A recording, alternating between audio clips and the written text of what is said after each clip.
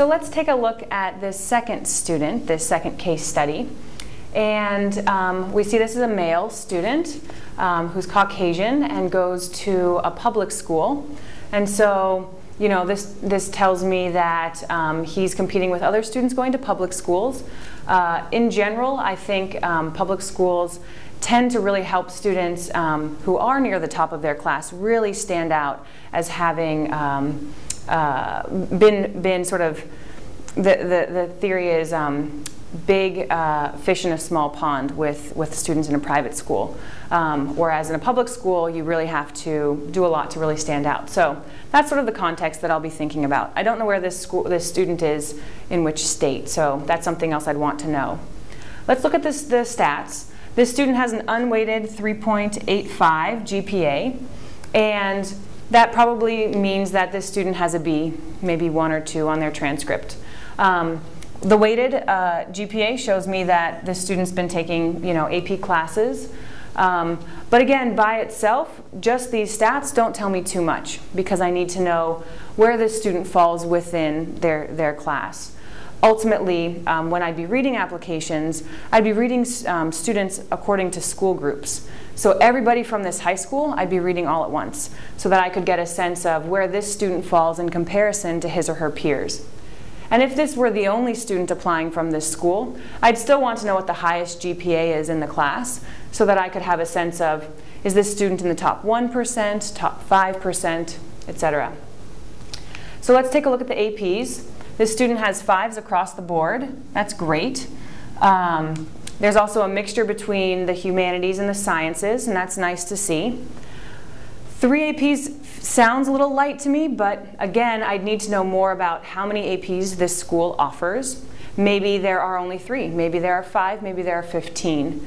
And so depending, I'd want to see that this student is challenging himself by taking the most rigorous academic curriculum that he feels that he can do well in. And maybe that was 3. The other thing to consider is how many APs are his peers taking, because that's really the point of comparison that I'm going to be looking at. I'm not going to compare the student from case 1 to case 2 because they go to different high schools. They have different opportunities and resources available to them. I'll just be comparing students within the same school because they have similar kinds of opportunities. ACT of 35 is great. SAT of 2360 is even better, so that's fantastic. This student, just from looking at these stats, as well as SAT 2, 780, and Bio 800, this student is academically competitive from the perspective of top schools in the US.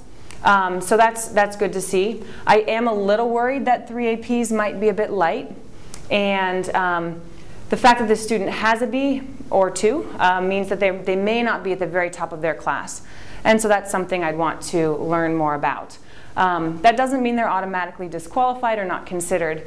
It's just those are some of the things that I'd be thinking about.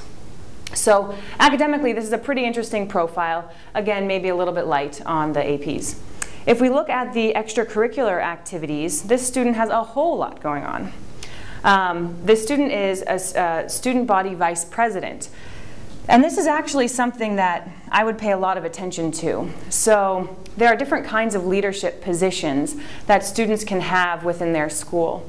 And the positions in which students are elected to leadership stand out slightly more than those where they aren't. And so student body president or vice president really means that the school body had to elect that student. So that's a thumbs up approval from that student's peers. So that really does say a lot.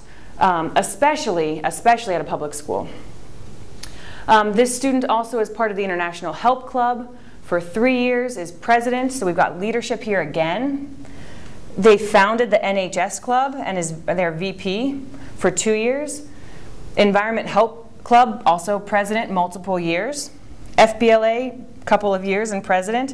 Latin Club, a couple of years and president. So this student has an extraordinarily stacked extracurricular slate.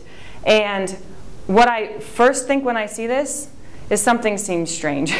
I don't know how this student would possibly have the time to really cover all of these different things and be a leader.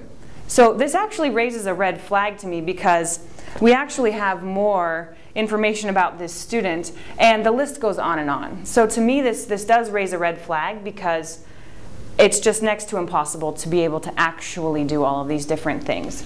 So probably what I would do in this case is really scrutinize the letters of recommendation, and especially the guidance counselor's letter of recommendation, to see if they confirm that this student really has been part of all of these activities.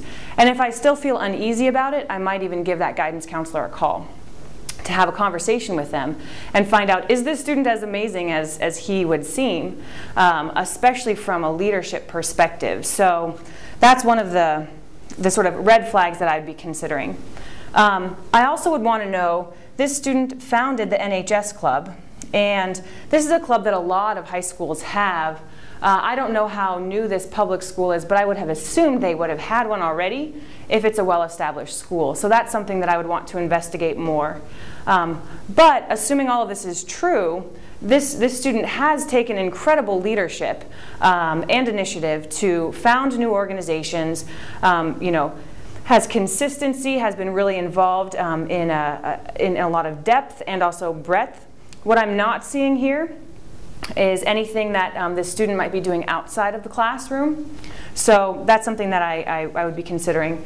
The other thing to note that's in this student's file that we don't have on the board here is this student also says that he taught himself German and published a short story. So of the many things that I was reading about this particular student, those two things really, really stood out as potentially very interesting. So when I think about this student in general, it's hard to walk away and say, what exactly will help me remember this student? The things that I'm remembering are the fact that he taught himself German and has a short story that's published. Those are really unique kinds of interesting things. I'm going to remember that this is the all-star school leader, and that will be something to help me distinguish his profile against other students. But I'm struggling to find the thing that really helps this student stand out, because we've got some Latin, some environmental club, international help. Where's this student going? What is he interested in? So again, in order to make this student even stronger, even more compelling, I'd really want to see certain themes emerge. So are we going the environment route? If so, I want to see a lot of biology. I want to see chemistry. I want to see summer activities that back this up. If this student is also really interested in German, I mean, a neat thing to do would be to go do something in Germany focused on the environment. Maybe there's something that this student could do where he is translating, stories about the environment into German. So there are a number of things that I would want to see this student do to really help a theme emerge for him. And again, I'm not sure if it's the environment or if it's Latin or languages or something like that, but to really be strong, we'd want to see one or two things really emerging as sort of the themes coming from this profile. So that's my general assessment about this student, much stronger than the first case study.